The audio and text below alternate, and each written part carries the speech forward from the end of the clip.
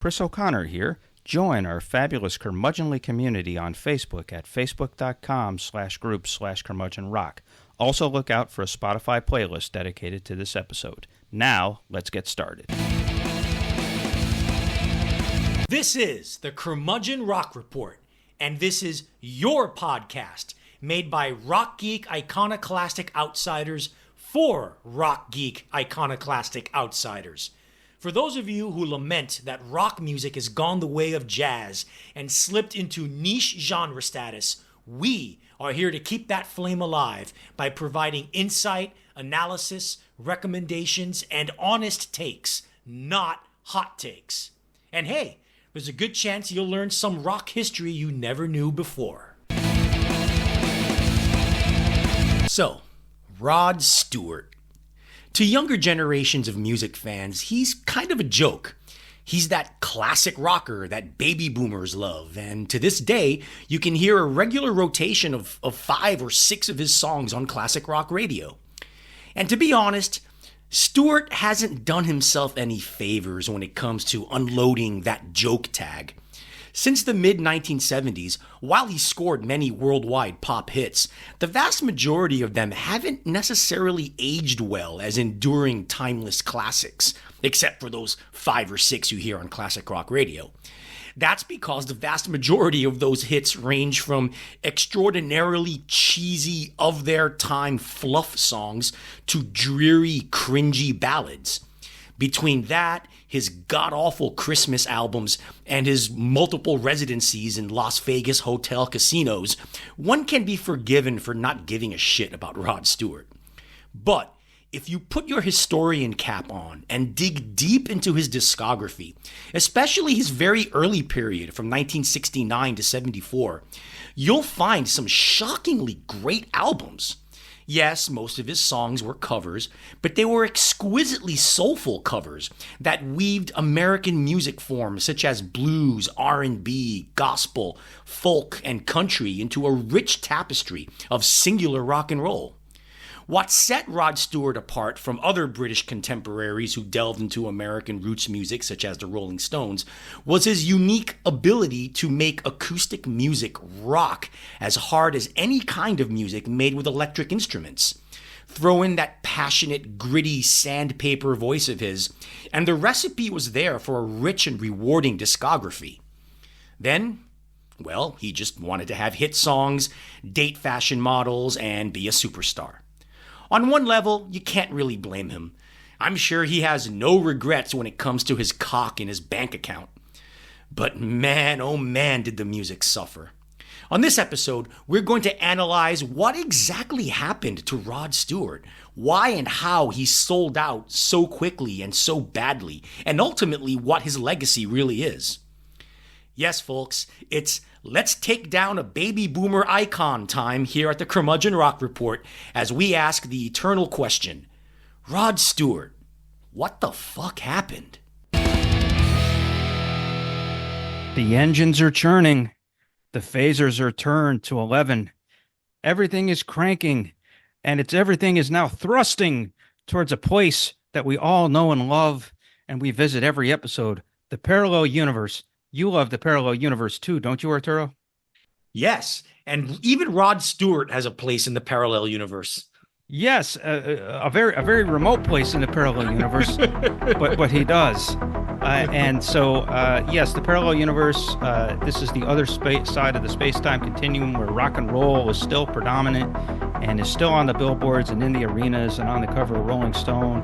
And, you know, we all still light those lighters at the arenas to like great rock and roll songs, great rock and roll ballads, and we celebrate the music. It is not a niche. It is very, very much celebrated. This is a long way of saying that this is the segment where Arturo and I cover new and newish albums by artists we think that you should dig and that you should check out, and the artists that are kind of keeping the flame lit for rock and roll eternally here in the world and also in this parallel universe. So Arturo, who on this episode are you covering here in the parallel universe? Yes, I'm covering Sahra Holman and her album Hido Dower. I don't speak the language. I can't really say it correctly. But anyway, Sahra Holman hails from Somaliland, not Somalia, but Somalia's neighboring country, a country that fought very hard for their independence. As of this podcast recording, they are not a generally recognized country, but hell, I really like the music coming out of this country. So the Curmudgeon Rock Report recognizes you, citizens of Somaliland. In Yep. case you don't know, Somaliland is in way out Eastern Africa on the Gulf of Aden, bordering Djibouti to the northwest, Ethiopia to the south and west, and Somalia to the east.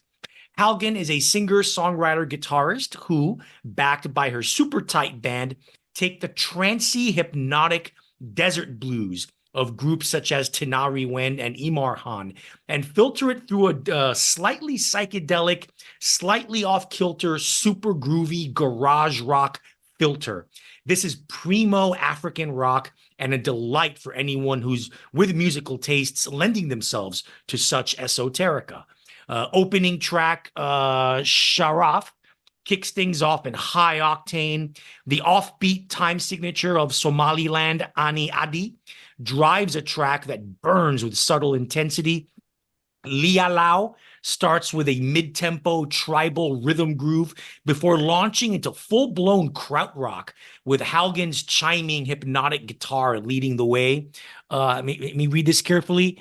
Divuhidi is just raw, dirty East African funk. It is a terrific album that proves you sometimes have to go to the cradle of human civilization to find the best music being done in this or any era. Chris? Yeah, the thing I like about this record is its straightforwardness, and it's not like you mentioned Tenari Wen, and then you've got them, which is more Western Africa, Tenari Wen, and then you've got your Amdu Mokhtars and folks like that, where it's more sort of a hypnotic effect of what they're doing, and it's more sort of layered and those types of things. Here, it's just hard driving. And it's really kind of in your face. I think you had it right. It's Somaliland garage rock, Yeah. and kind of figures that it would border Djibouti because this album shake Djibouti. Yeah, it's funky. Yeah, and that's what I'm saying. It's funky and it's really kind of gnarly guitars in spots where you wouldn't expect them, and Right. just really great rhythms. And she's an interesting story because she's roughly our age, from what I Yeah. understand, and Yeah. was a little bit of a late bloomer as far as her music. She escaped. She moved back. From what I read, she moved back to Somalia about a decade ago after being in Europe for the better part of about 30 years.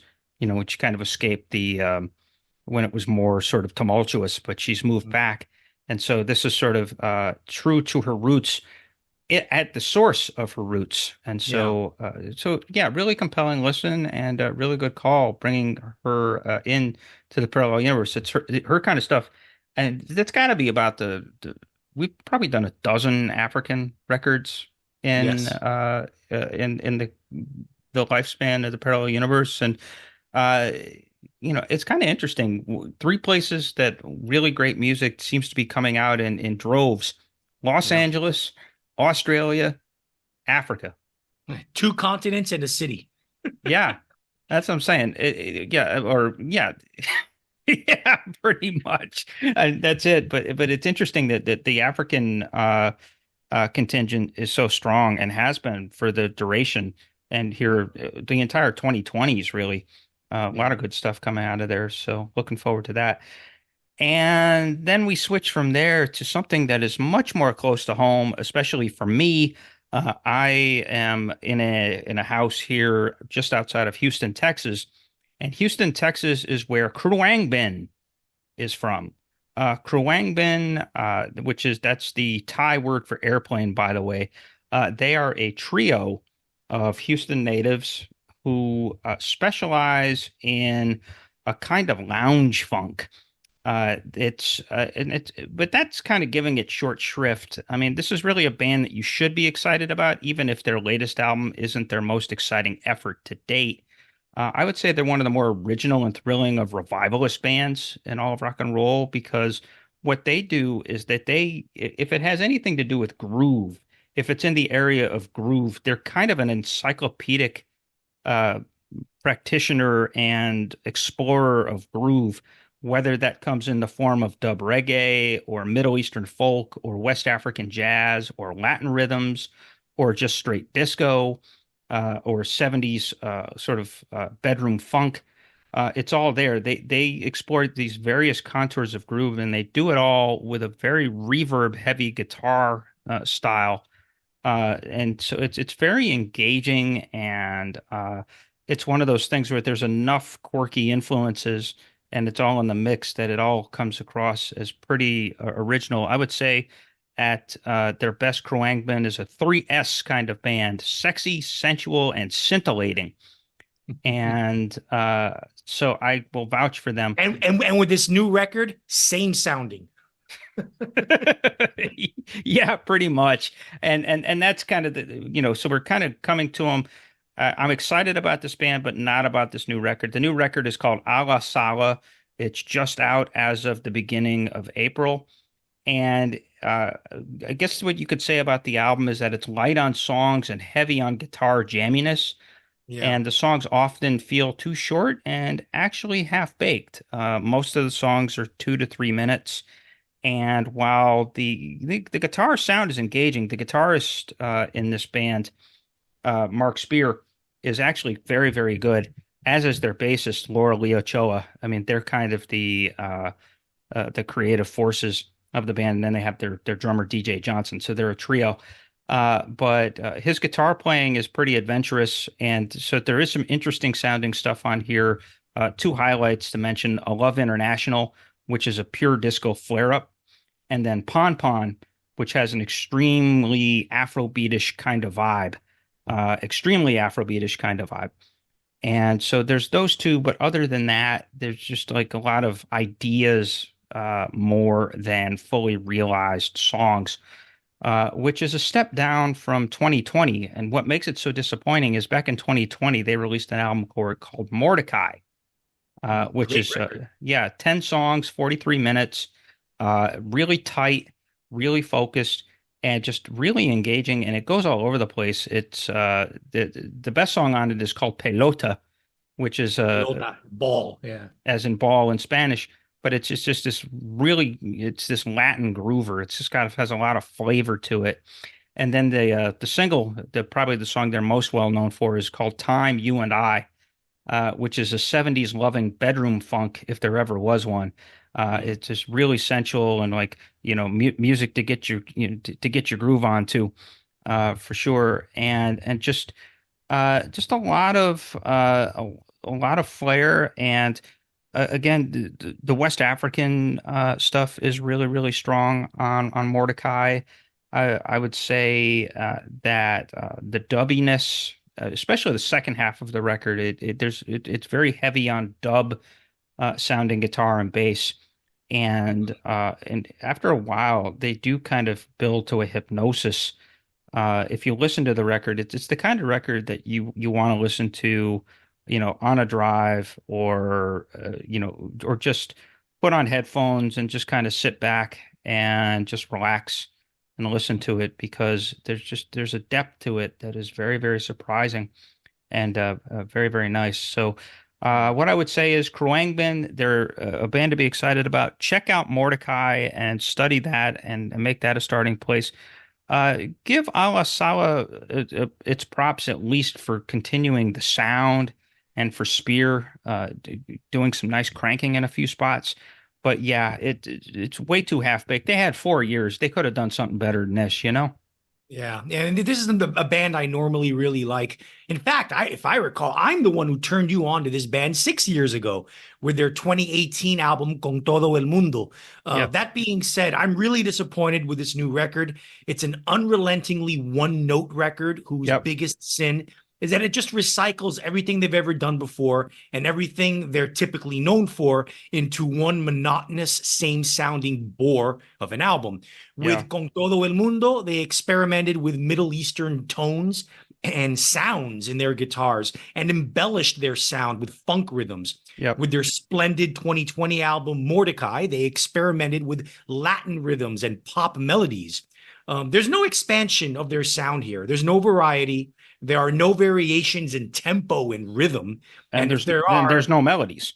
And yeah, there are no melodies. And if there are, they're way too subtle for the listener to even give a shit to notice. Yeah. There's one track in the second half that breaks the tedious nature of this album. It's a funky little number with a disco beat and rhythm called Hold Me Up. Yeah. But other than that, this is music for narcoleptics.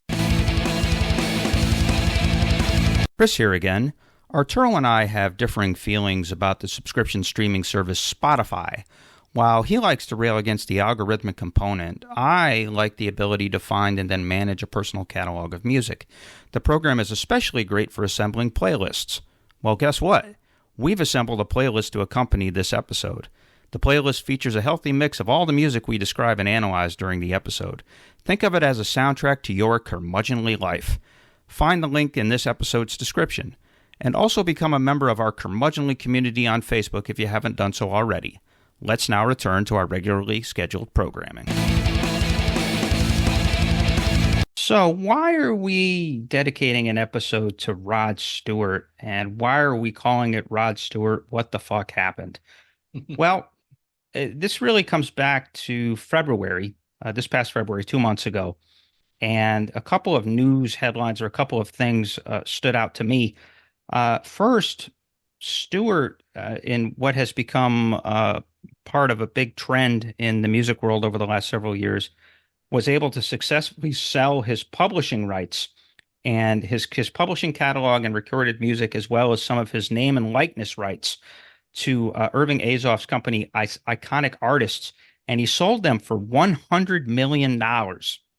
Rod Stewart, yes, is a $100 million artist, according to the valuation of what pretty much amounts to the private equity world or the private equity wing of the music business right now. So I thought that was astonishing, especially since a week later he released his latest piece of schlock, an album called Swing Fever, which, as the title suggests, is an album of old-timey swing covers that he did with band leader Jules Holland.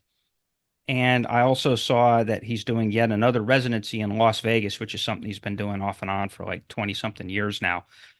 So Stewart kind of sold out, and here he was cashing in, but it was in the context of selling out. And it was too bad, because the beginning of Rod Stewart's career, the first 6 or 7 years of Rod, were really quite great, weren't they, Arturo?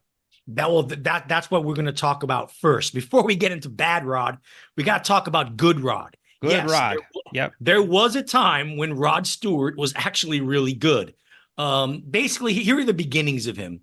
He first got really noticed when, from early 1967 through mid 1969, he was the lead singer of the Jeff Beck Group. The Jeff Beck Group was a band formed by, obviously, the legendary guitarist Jeff Beck, shortly after he quit the Yardbirds. The Jeff Beck Group basically traded in heavy blues rock, the kind of which Led Zeppelin would take to another level, and with more originality and musical diversity in just a short time after Beck formed his group. Stewart received critical acclaim for his deeply soulful, gravelly sandpaper voice, his passionate delivery, and compelling vocal phrasing, as well as being an incredibly charismatic performer and frontman. It was only a matter of time before he went solo, and that he did, signing with Mercury Records in the US and Vertigo Records in the UK and Europe. Stewart was smart about it, though. He knew being the lead singer in a modestly successful band like the Jeff Beck Group wasn't enough to catapult him to a major solo career that quickly. So he parlayed his solo record deal into taking the Jeff Beck Group's bassist, Ron Wood, and having the two of them join another band called The Faces. First, Yes, I mean that Ron Wood, the guy who in just 6 years' time would become the lead guitarist of the Rolling Stones. Second, the Faces were originally the Small Faces, a hugely successful rock and soul group that lasted from 1965 to 69.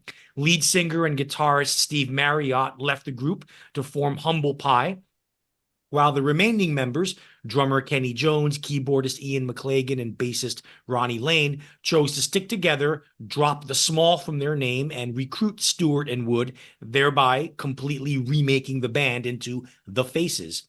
They were known as a terrific live band, and while they had a couple of pretty good records, particularly 1971's A Nod Is As Good As a Wink, their loosey-goosey, boozy, ramshackle, gut bucket rock and roll was mostly a facsimile of the Rolling Stones, but without the songwriting genius of Mick Jagger and Keith Richards. Stewart would eventually formally leave the band in 1973 after his solo career had exceeded the Faces' profile in terms of popularity, and it's easy to see why.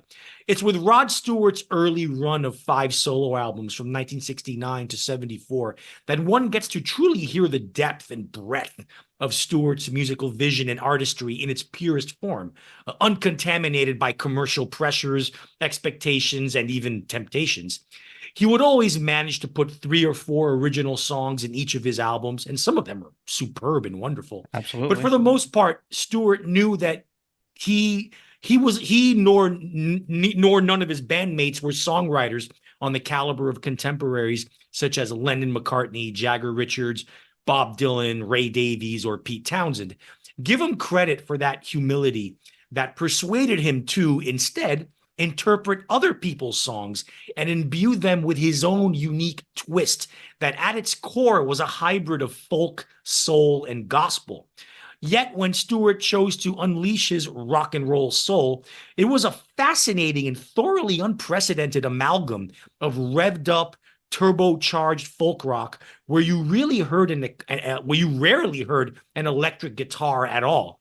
Stewart had a gift for making acoustic music rock as hard as any made with a full electric band. And that, along with his distinctive voice, is what he should always be remembered for. I think so. Chris? Yeah, absolutely. Like some of the stuff, I mean, like Every Picture Tells a Story deserves to be on any list of the top 200 records ever made.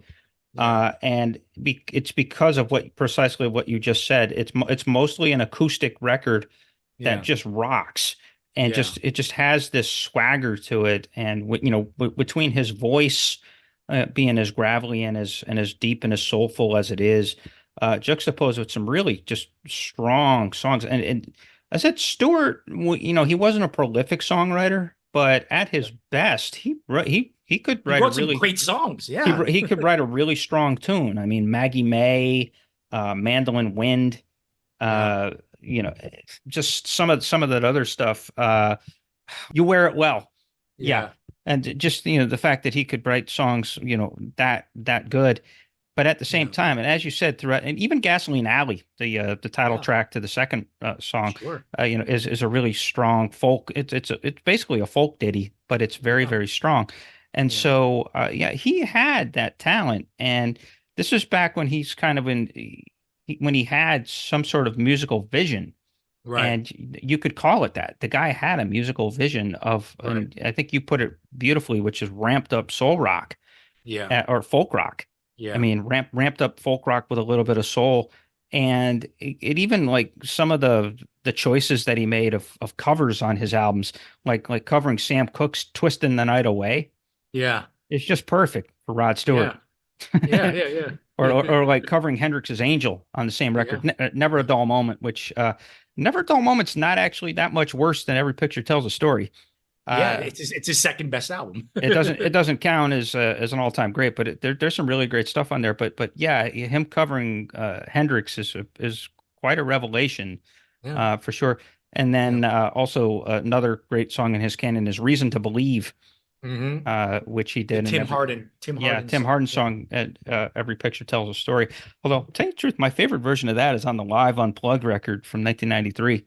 That's really, really strong, soulful version of that. So, Yeah, Rod had the chops, and he had the musical vocabulary, and he did have some sense of vision. And this was Mm. before he got too successful for his own good, Yeah. which I'll talk about later on in the episode. I think that that success kind of became dominant ahead of musical. Whatever he had, his musical vision kind of fell victim to the success. Right. And speaking of that musical vision, let's break down those his first five albums, as we call this section, when Rod was good. Yep. The first album is called his debut solo album, "An Old Raincoat Won't Ever Let You Down" from 1969. I've always been of the opinion that people should just not be allowed to do Beatles covers. Right. Why? Because they usually, as in 95% of the time, fucking Suck. suck. If you're going to cover a Beatles song, make it so completely different from the original so that it's unrecognizable. And if you're going to go that far, just go ahead and write an original song.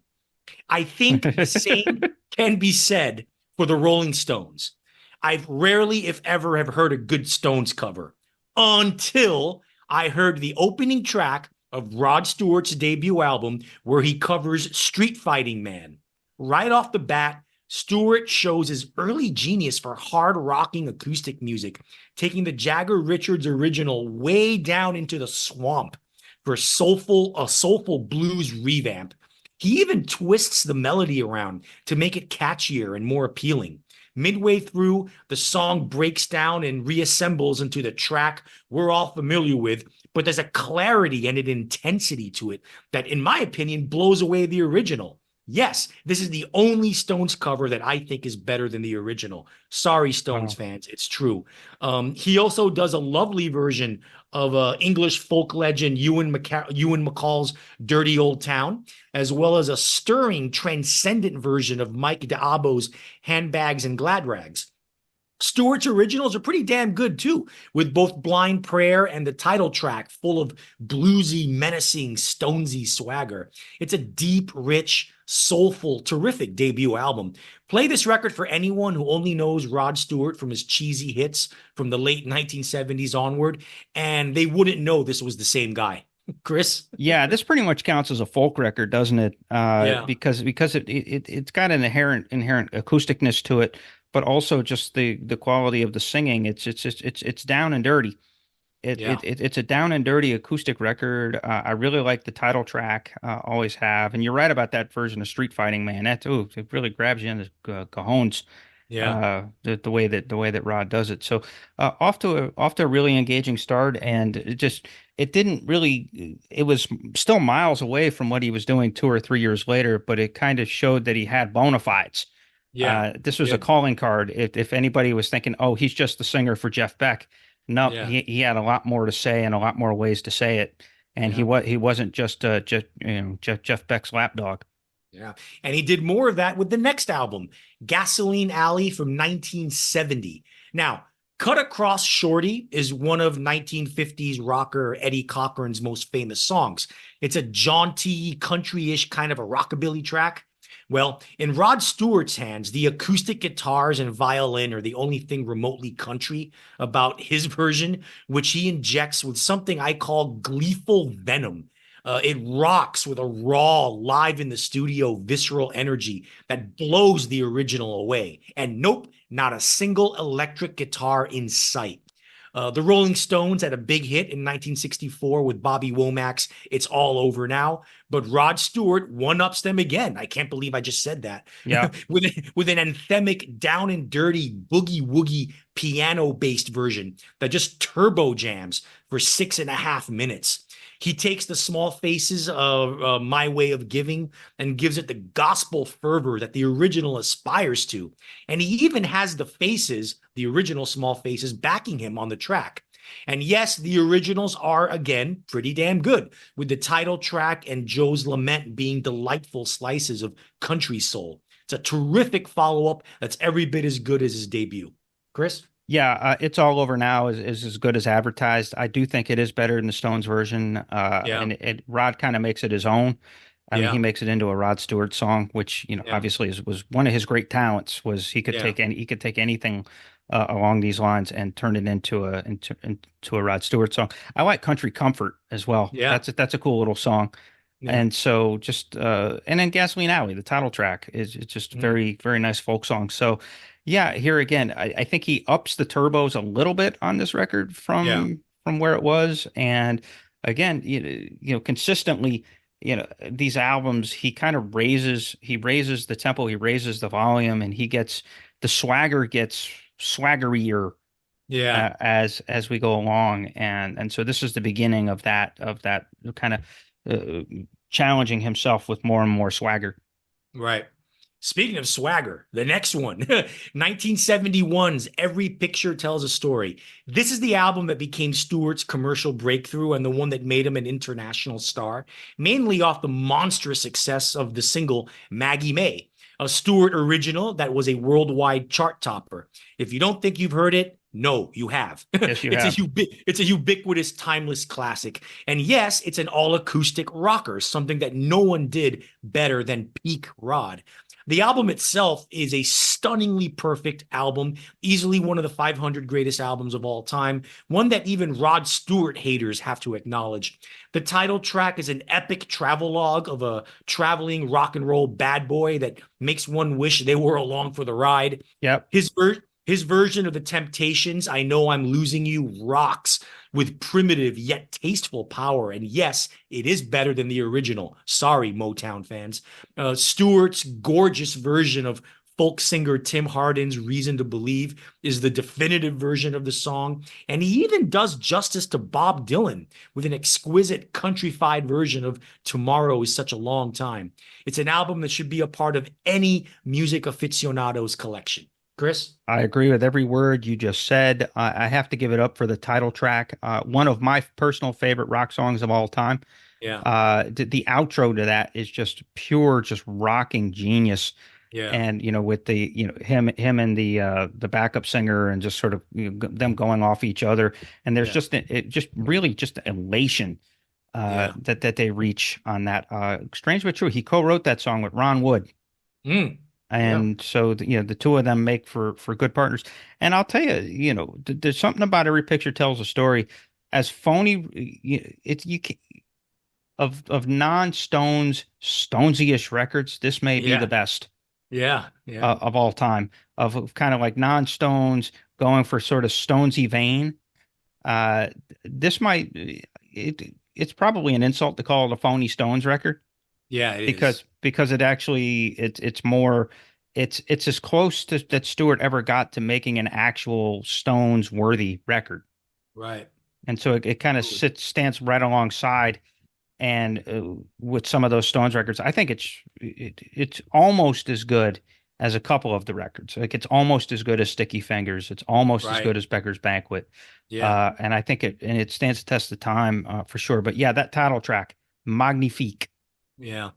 His follow-up to that one was another big hit record, Never a Dull Moment from 1972. Country music was always an underrated element in Rod Stewart's early sound, and never was it more evident than on You Wear It Well, the lead single from this album, another Stewart original and another massive worldwide hit. True Blue is another Stewart original and opens the album with vintage heavy blues rock stomp. There's another Dylan cover with the blissful, gorgeously melodic Mama You Been on My Mind.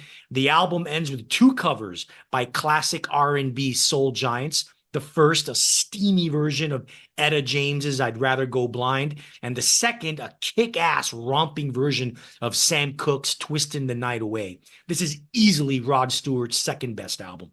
Chris? Yeah, absolutely. And like I said before, the highlight for me is the cover of Twisting the Night Away.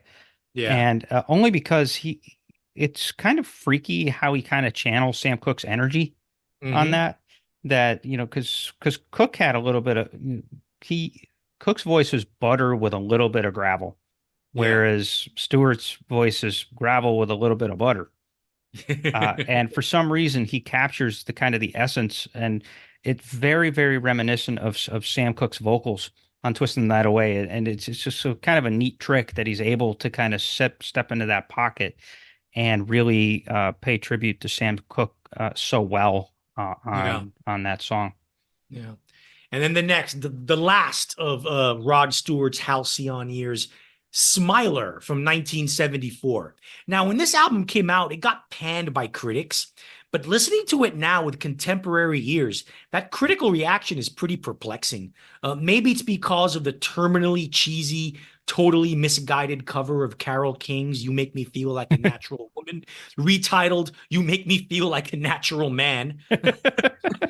Aside from that, though, this is a blisteringly good album, quite possibly Stewart's most rocked out rocking album, and the one that features the most electric guitars. You get a rocking version of Chuck Berry's Sweet Little Rock and Roller, a thoroughly rocking Stewart original called Sailor, an energetically rocking version of Elton John's Let Me Be Your Car, with Elton himself guesting on the song, a testicle pumping version of George Young's Hard Road. George Young, by the way, being the late older brother of AC/DC's Malcolm and Angus Young. This album just fucking rocks. Even the album's mellower moments are worthwhile and feel epic, with Stewart tipping his hat again to one of his heroes, Sam Cooke, with a lovely medley of a Bring It On Home to Me segueing into Send Me. Stewart even flexes his muscles with his increasingly apparent gift for interpreting Bob Dylan with a stirring, moving version of Girl from the North Country. This is the last truly great Rod Stewart album before the commercial rot started to set in. Chris? Yeah, I come away from this album really wishing that he had done an album of nothing but Chuck Berry covers.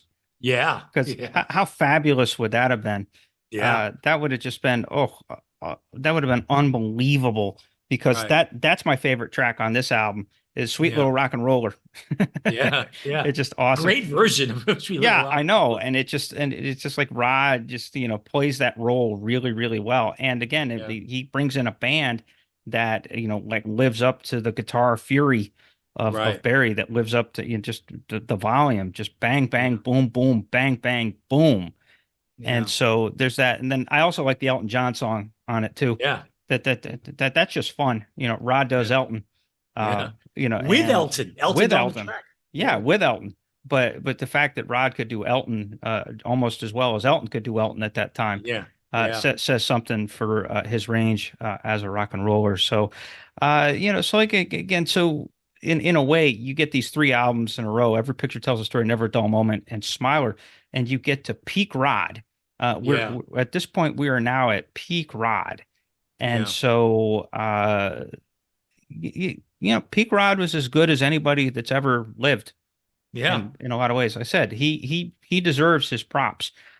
Just fabulous rock and roll singer and star, but also just a guy who just embodies the spirit of folk, of blues, of rock and roll.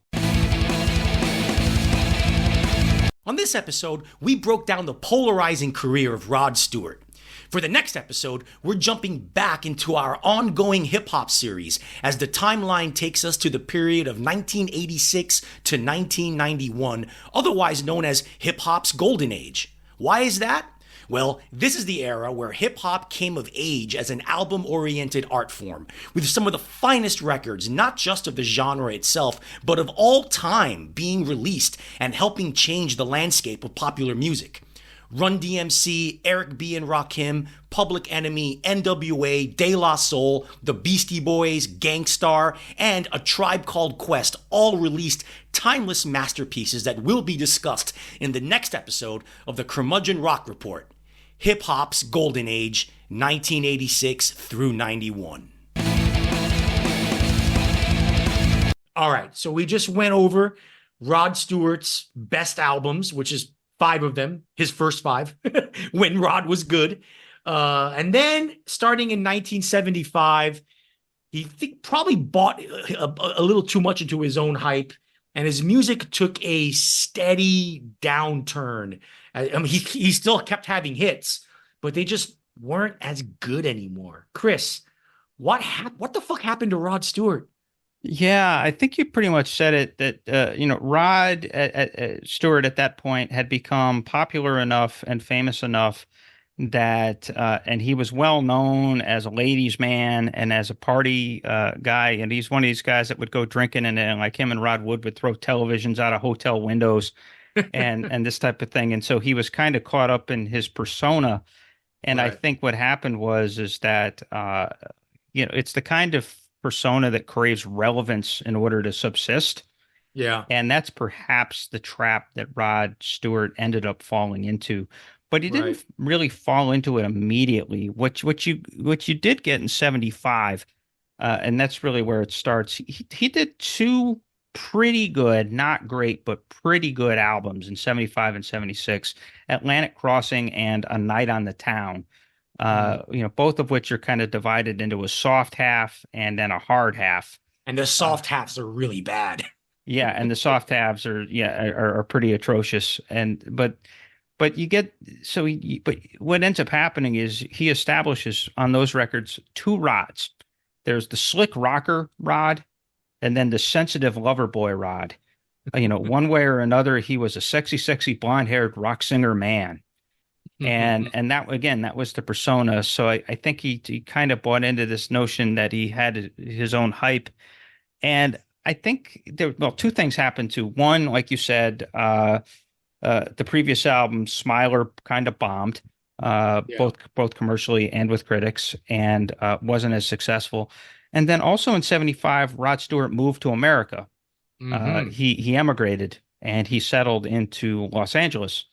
And so I think that given the change of scenery, given the pressures that he had, this is where you get those two rods that I talked about, and he starts talking with the persona, or he starts messing with the persona, and so then you can then tell the rest of the story by going through a increasingly lousy string of singles. It starts out okay, and then it goes completely downhill, and that's where we're going to start. We're going to go from 75 all the way through 1993. And Yeah. so this turd burger starts with a song called "Sailing," which is the closing track on the album Atlantic Crossing, and it is an unbearably bad folk ballad that actually Yeah. went to number one in the UK. Yeah. And I think it didn't chart in the US, but it was a number one hit in the UK, which is really what he needed at that time. And I think that kind of sent him the message that ballads were the way to go. Right. And this is just pure lacquering on the overdubs, lacquering on the strings, the sort of the major key kind of soaring vocals, trying to be epic, but really coming across more as cheesy. Mm. And that's kind of where this falls. And so that's really the beginning of it, is the success of Sailing. And then in 76, that becomes probably, I think, his biggest hit overall, which was Tonight's the Night, Gonna Be All Right. Yeah. And which you probably know it. It's supposed to be a romantic song, but it's just this towering shower of shit. And it's just this It's it's very schmaltzy. It's very schmaltzy. It's very it's very corny. schmaltzy. It's very schmaltzy. Yeah, it's corny. He's trying to play like a lover man. The middle of the song even has like cooing come-ons by some lady in the Yeah. middle of it that kind of go over the track. Like it's got this really slick lead guitar part on it, and it's Rod emoting more than Rod hath ever emoteth or emoteth since. You know And what? what's that? Janet Jackson's version is way better.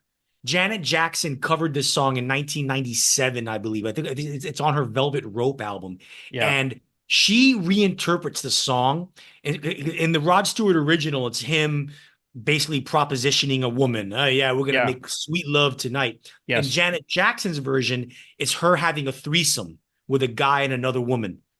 Hey, And hey, well, like she begins the song by saying, "This is just between me and you," implying that it's a yeah, threesome. And then she yeah. sings "Cause I Love You, Boy" in one verse and "Cause I Love You, You- Girl" in another verse. So Okay.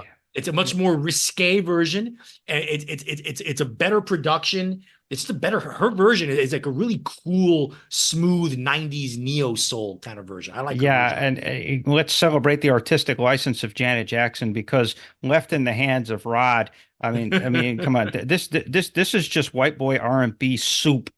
I mean, Yeah, it's just really is. it's terrible, and it's just I mean it's just insufferably dramatic.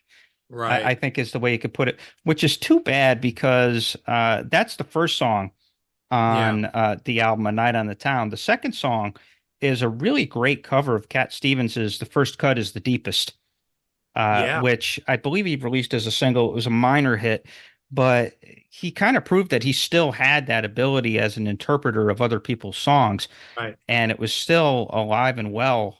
And so it's too bad that Tonight's the Night became this enormous hit, and if anything, that became the trap Yeah, for Stewart because right. now Stewart has the perfect song to go with that perfectly cheesy persona Yep. of the lover boy lead singer, blonde haired, sexy man. Mm. And so now it's like, oh, now I know what I'm striving for the rest of my career. He strived for it. However, just a couple of years later, he would bounce back with a big hit and a huge rocker called Hot Legs, which I Yeah. actually like. I And like that song. I like Hot Legs too. And this comes off the next record. He actually has a record called Foot Loose and Fancy Free. No joke. That's the name of the album. Rod is so into his shtick at this point that even his album titles are into the shtick. Come on, man. Footloose and Fancy Free. Listen, man, Hot Legs. I mean, Yeah, it's the dopiest guitar riff of all time, but I love it. yeah, No, yep, no. yeah, absolutely. So And dumb. It's so dumb, yeah, but it's good. it's It works. yeah, it's a great dumb song. I'll admit that yeah, Hot Legs is not a classic. It would not have any place on any of those other of those first five records. But it's just dopey fun. And Artists who have covered Hot Legs include Tom Jones, Tina surprise, Turner. surprise, Tina Turner, the rock band Orgy, and Bon Jovi. Yep. And Hot Legs is most famous, by the way, for a performance that Rod did of it in 1979, I think, on Yeah, Saturday Night Live yeah, with Tina Turner yeah, yeah, and with Tina Turner rocking those legs. yep. And just it's a really sexy performance because of Tina. And so yeah, so Hot Legs comes in there, and again, it's dopey, but at least it's fun, and at least it was banging. But Right. it still kind of showed where Rod was beholden to these two this sort of dual persona Yeah. of the crooner lover boy on the one hand and the horn dog on the other. And And then he would they bounce come back. Yeah, then go they ahead. come together. Then they come together, the both of them in the unbelievably awful "You're in My Heart," the final acclaim. Oh man, yeah. God, I hate that song. Yeah, and so that comes in, and that's the other hit from the 1977 record, "Footloose and Fancy Free." That went up to number 4 on the Billboard Hot 100 charts. So Wow. obviously it wasn't anywhere near as big as "Tonight's the Night." Like I said, that spent 8 weeks at number 1 on the Billboard Hot Damn. 100. So that was a huge hit. "You're in My Heart" comparatively is minor, but it is so bad. My Mm, respect for you is immense. It's just so bad, so bad. yeah. And And he wrote it, and and he yep, wrote that one. and he wrote it, and it's meant to be it's a sing along, and yeah, you could sing along to it, and maybe it's a little bit catchy, but it's catchy in the way that a harpoon to the chest is catchy as well. It just Yeah. it just completely keeps going downhill. Again, beholden to the persona, and he's sinking further into it. But that persona did have one positive that came out of all of this, and it was like a detour in the midst of all the schlock. He comes up with something great, doesn't he, Arturo? Yeah, the album is called Blondes Have More Fun. It has it's a terrible record, but it has one song that was a titanic, monstrous international hit single. It is probably the best bad song ever written and recorded. And it's Do You Think I'm Sexy? It's It's Rod. do you think I'm sexy? Do you think I'm sexy? It's Rod doing disco. And it is it's a fun fucking song. It's cheesy, it's corny. It's every, a lot of rock musicians and artists were doing disco by the late 70s. Kiss had their run with I Was Made for For Loving You, loving you, Baby. yeah. Yeah. And this is Rod Stewart's venture into that, but this is a better song. Um, it's cheesy, it's corny, it's really over the top, but it works because he's winking at you with this song. Yeah. Rod Stewart himself knows this song is corny as hell, but you know what? It's such I hate to use the word guilty pleasure because no one should ever feel guilty about what they like, but this Yeah. really is the ultimate in guilty pleasure pop songs. It really Yeah. is something. It's you got to hear it. You really got to hear it Yeah, to believe it. and it really it's the ultimate parody of disco because Yeah, it kind of is. if you listen to the lyrics, it's basically all about the guy who's out to like slip a Mickey in some girl's drink and get laid, Right. and he's just that's all he has on his mind, and he's just a walking dick, Right. and so in a way, it's kind of a parody of the whole disco scene Right. by him doing that, but it's got its charms though. Like it's got that fun little keyboard riff. It's got Da, da, da, yeah. da, da, da, da. Yeah, yep. And it's got that It's so fun decadent. It's so yeah. decadent. And it's got that fun little bass line to it too. It's just and just everything about it is everybody involved in it knows that they're making a bad song. Strange but true. It was co-written by Carmine Aprise of the Vanilla Yes. Fudge. Peachy, yeah, yeah. But here's the thing about that song: the chorus melody, stolen by the Brazilian singer-songwriter George Ben from his song Taj Mahal. You mean And stolen apparently, from, right? yeah, stolen from that song. Yeah. And Yeah. apparently there was a copyright infringement lawsuit. He sued Rod Stewart, and apparently the case was quote unquote settled amicably between George Ben and Rod Stewart. And Stewart admitted it in his autobiography in 2012 that it was unconscious plagiarism of that song. When he heard the song at a Rio Carnival in 1978, early 1978, he went to Carnival in Brazil. He heard George Ben perform, heard him play that song. He's like, oh, that's a good melody. Let me use that. There we Yeah. go. And he got sued for it, but they settled amicably. So George Ben cannot be too unhappy because I'm sure he makes money every time that song is played. Yeah, coincidentally, in a woke world like ours is today, I don't think Blondes Have More Fun would get much traction, or But do you think I'm sexy? Would. yeah, maybe. But then he's got songs called "Ain't Love a Bitch," "Attractive Female Wanted," and "Is That the Thanks I Get." It's a deeply and maybe cheekily misogynist, but Yeah. misogynist nonetheless, but cheekily misogynist. I'm not sure that Rod could get away with making Blondes Have More Fun here in 2024. Uh, for sure.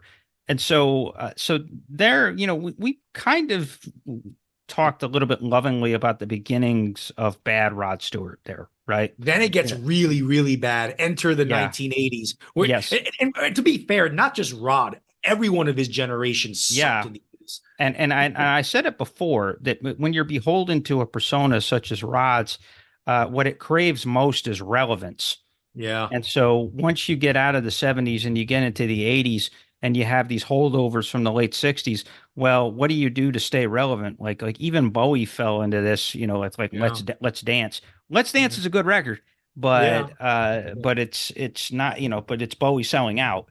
Right. And so you have everybody that's in the midst of selling out. So we talked a little bit lovingly about a couple of these songs, but it's starting in 1980 where it starts to get just bad.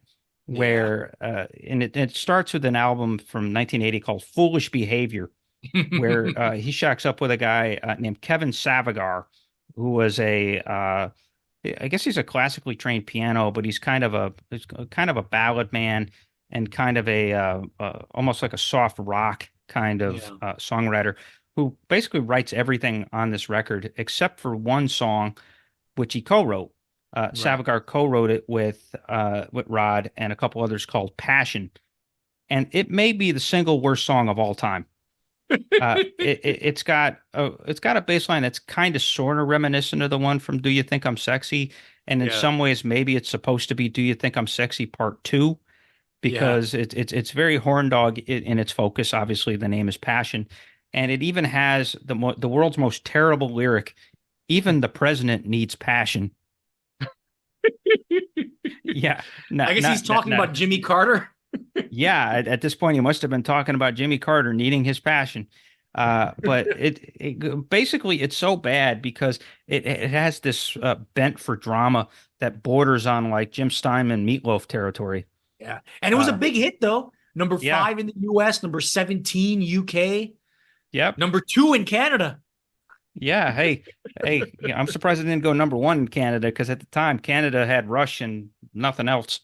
It was pretty bad. So there he goes there. And then he goes and he gets a little bit more interesting. I think what happens in 1981 is that Rod decides that in order to stay relevant, you have to go with the musical trends. Right. And obviously in 1981, when you're a Brit in the rock and roll world, the major trend is new wave. Yeah. And so Rod decided to go new wave in 1981 with the album Tonight I'm Yours. And it's very new wave pop by the numbers.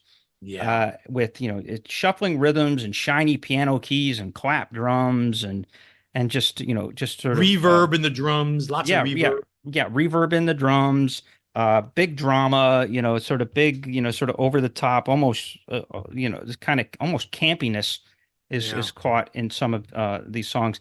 And he had 2 hits on the album, Tonight I'm Yours, which, the title song, which is extremely new wave, but boringly new wave too. And so it's kind of like a new wave template, but just really, really boring. And then he had the song Young Turks, which he really shows him embracing the cheesy 80s production values. Yes. And doing it well. I have a soft spot for Young Turks, I have to admit. Young Turks, be free tonight. It's on your side. What a lame song. It's so bad. Yeah, but I do kind of like it in the sense that it is earwormy, and it is my only issue with it is that it's got the keyboards and it's got the reverb and it's got all that, but Rod's voice kind of gets lost in the track. That Rod has this great voice, and he's kind of singing in a high register in this song, and he kind of suspends the gravel, but it gets lost in the mix, and so it's just his voice is just another instrument, and so the production really robs it of its power. It like blends in a little way too much with the backing track, and so it doesn't quite serve Rod well. I like the song. Ultimately is a guilty pleasure type of song, but it doesn't serve Rod well in the least. And so here again, craving relevance, he's starting to lose himself. Like literally, he's losing himself in the song. And so not a good thing. One other thing to mention about Tonight I'm Yours is that it's got a really, really weird cover of Bob Dylan's Just Like a Woman on it. Yeah. Yeah. And it's alarmingly bland. Yeah. With Rod just sort of yelling his way through it.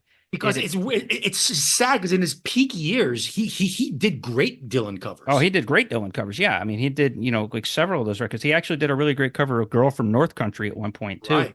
I mentioned that earlier. Yeah. Yeah. Mm-hmm. And so for him to do this and for it to be so thinly produced and so thinly arranged, and it attempts to be bluesy and sexy, but really just comes across as corny. And something he was becoming an expert at this point. Chris here again. We usually end our episodes by inviting you to join our Curmudgeonly community page on Facebook. Well, we're picking up our efforts there. Know people just as passionate as us about rock and roll? Invite them to join in the fun. You don't actually need our permission to do so. Also, expect to see a lot more content up there moving forward. Our mission is to engage you, so darn it, we'll engage you like a fire hose, or maybe like a firehouse if we're going to give love to Gene Simmons. We may also be making a few offers. Want to wear a t-shirt featuring our logo? You may have that opportunity soon. So be a fellow curmudgeon, help us expand our little community, and share your own musings via your own posts. We're at facebook.com/groups/curmudgeonrock.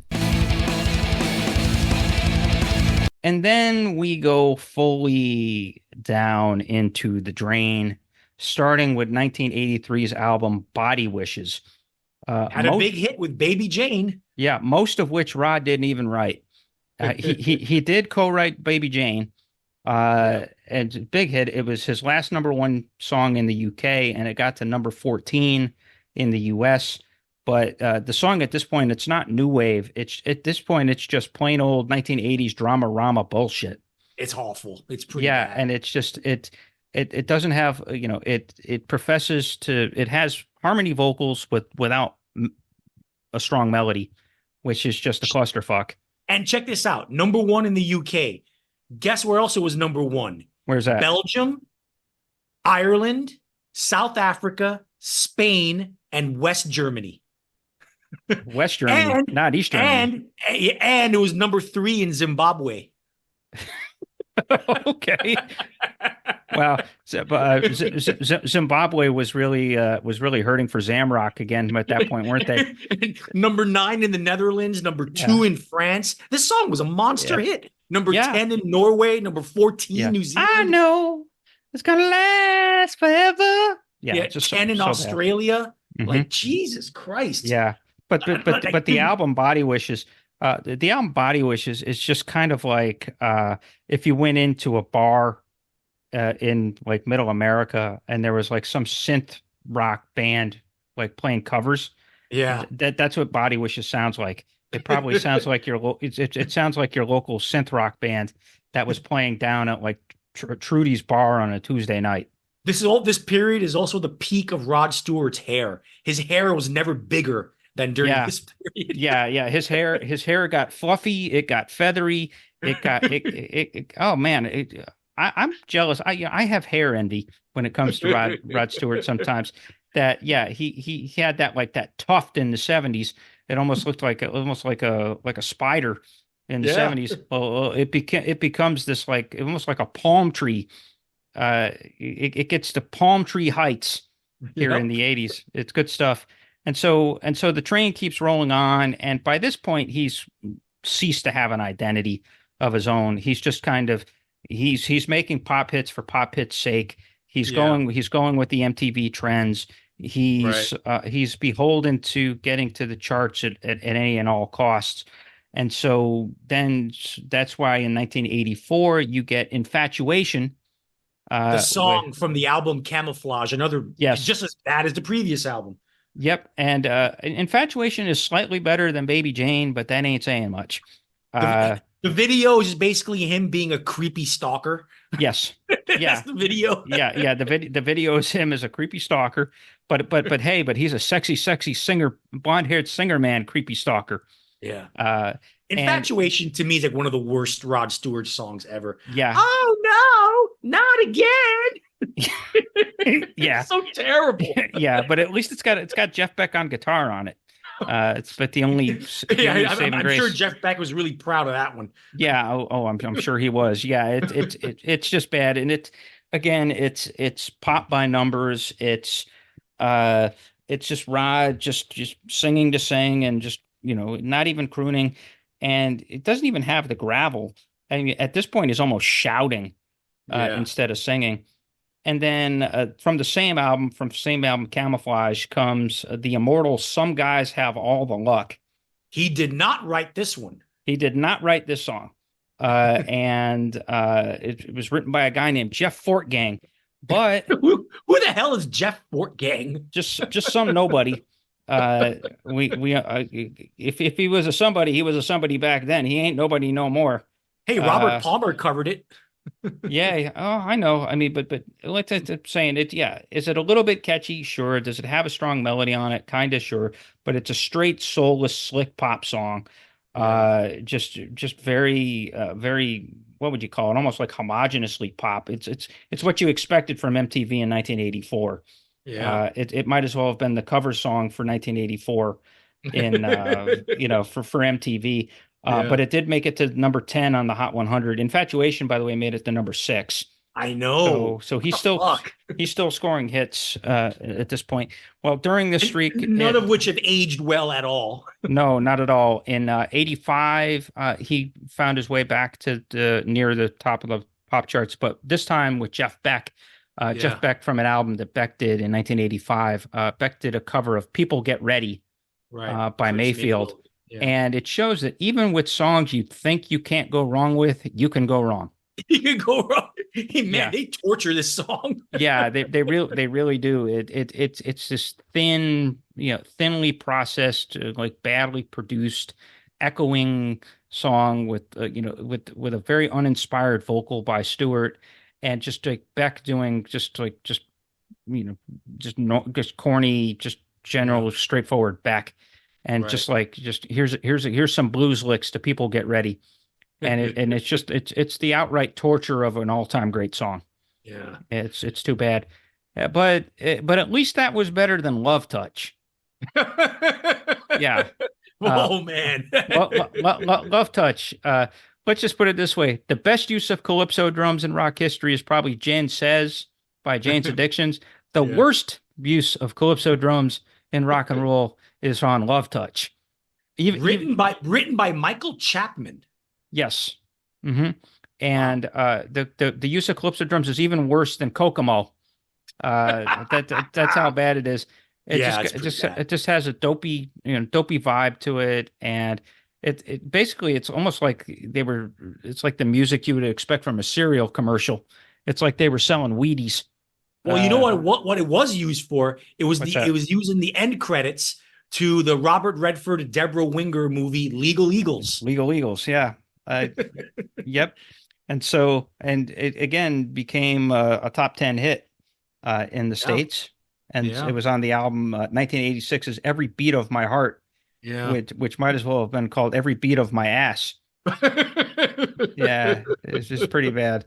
So, speaking of which, the title song on Every Beat of My Heart was a big hit in the UK, not here. It's a slow burning romance type of thing, echoey as hell, but it's boring. The one thing that you can say about most of these songs is that they were bad, but they weren't boring. Yeah. Every Beat of My Heart is just boring. And so now we're building up to it kind of reaches the pits, the absolute pits. You can't really call it the peak. Peak Rod is 1974. Pits Rod is 1988. Yeah. And he has a couple of songs that he did that year that merit quick discussion. Forever Young, which is not the Dylan cover. It's not a Dylan cover. It's an original co-written by Rod, which it just kind of basically showed that he was solidly adult contemporary for life at this point. I mean, apparently Bob Dylan is credited here. The song it's Rod Stewart, Jim Cregan, Kevin Savigar, and Bob Dylan. Okay. Yeah, and like I said, he interpolates the kind of the may you also right. It's not the complete Dylan cover, but he takes certain words from the Dylan original. And and he kind of takes the may you do this format of Dylan's Forever Young. So it's not a straight cover, but it's tortuous. It's tortuous, and again, here by this point, he's still beholden to his desire to become relevant, and he's still trying to be slick rocker and smooth Rod all at once.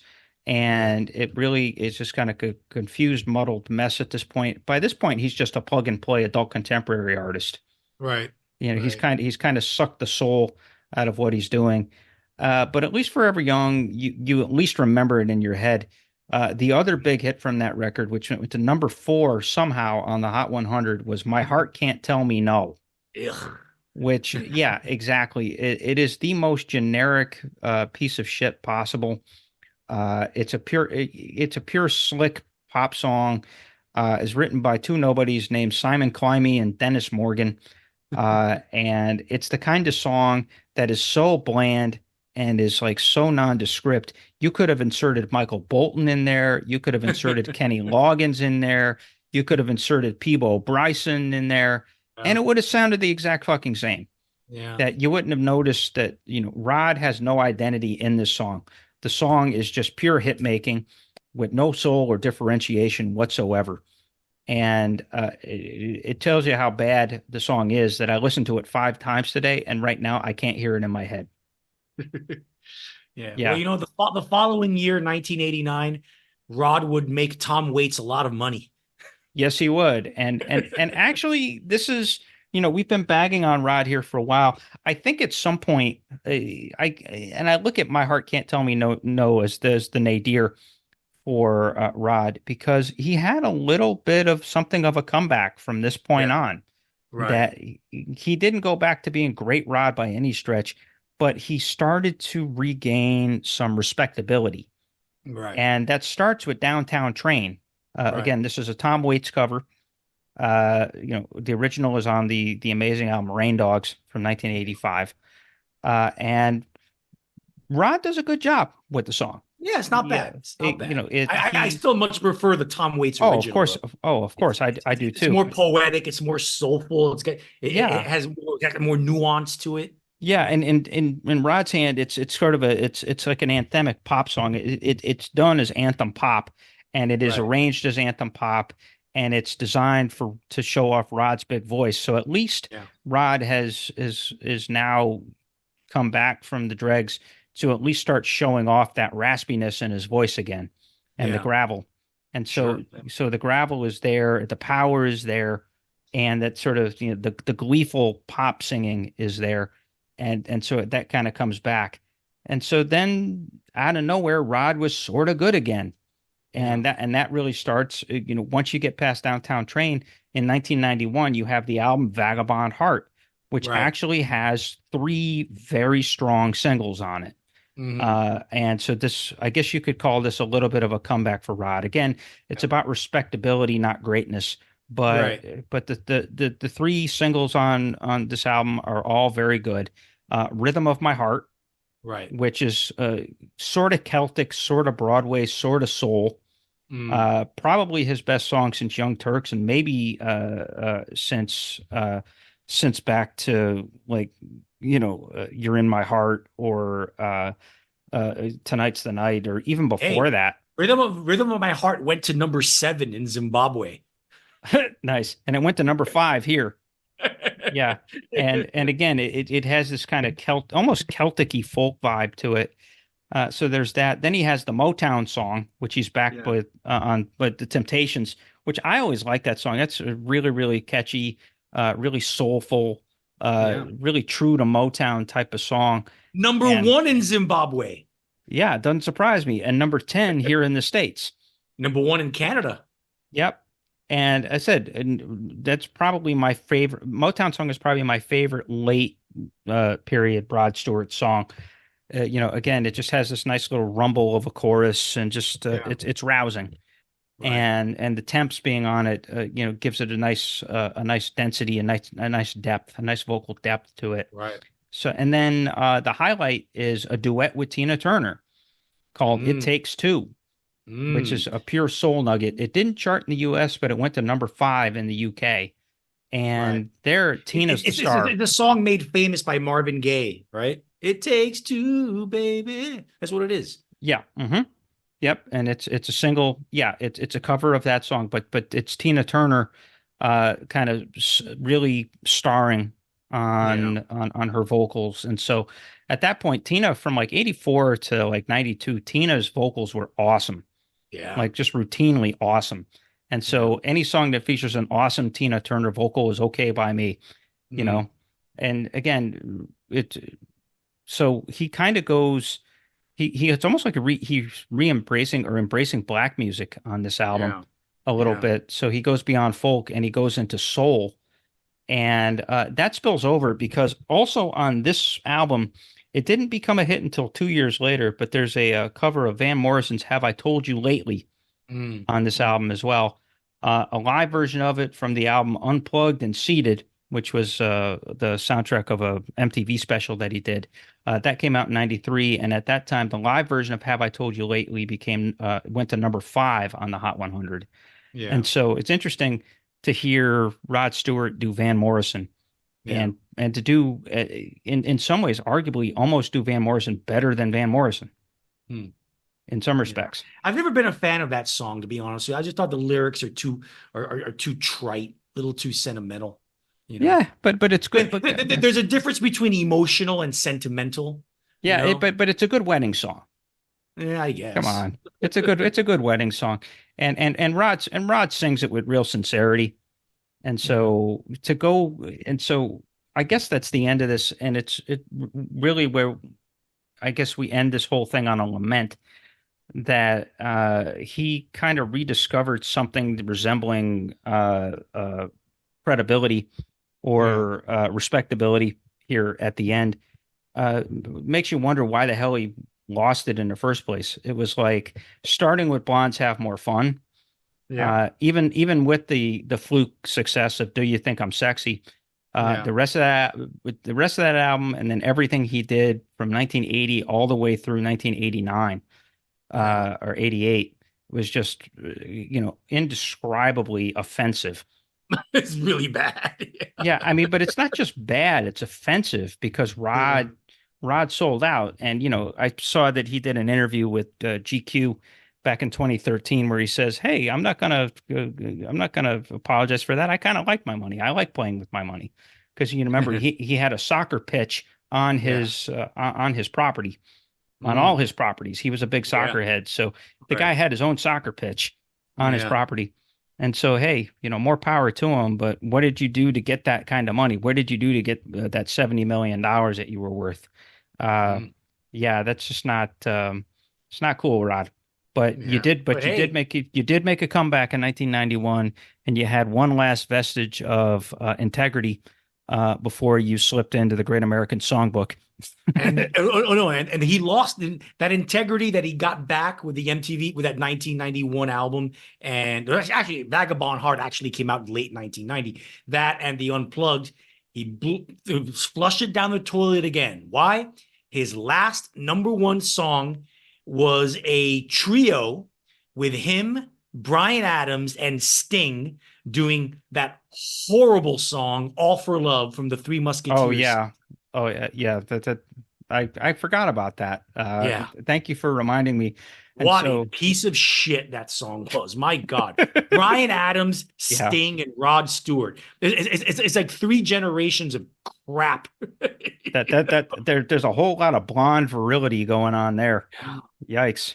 That's Yeah, another one we could do an episode of. Sting, what the fuck happened? Brian That's Adams. another one. Brian Adams, why the fuck happened? Yeah, it's just pretty bad. So there you go. So we've gone through the bad Rod, and we had the great Rod, then we had the pretty bad Rod, then we had the god awful Rod, then we had the respectable Rod, and it Yeah. ended with the shit sandwich Rod. And so here we are. I leave it to you, Arturo, to start this discussion. That said, with all of this mixed music and all this, he did get to $100 million, but otherwise, what do you say is Rod Stewart's legacy? You got to go to Good Rod, that the early years. Two things. Number one, like I mentioned earlier, his early years, his ability to take acoustic music, folk, country, soul, whatever, anything on an acoustic platform and make it rock hard, make it rock as hard as any electric band can. That's number one. Number two, his voice, that really soulful, gravelly sandpaper voice of his, and is using that voice to interpret other people's songs and make them his own. Like I said, a lot of his covers in those early years were better than the originals. I'm an ass slobbering Rolling Stones fan, and even I will admit his version his version. Oh my God, what's the name of the Street fucking Fighting song? Man. Yes, you have to edit this. His version of Street Fighting Man is actually better than the Stones version. I'm sorry to say it, but it's true. Um, I don't think any of his Dylan covers are better than the original Dylan versions, but they're very good.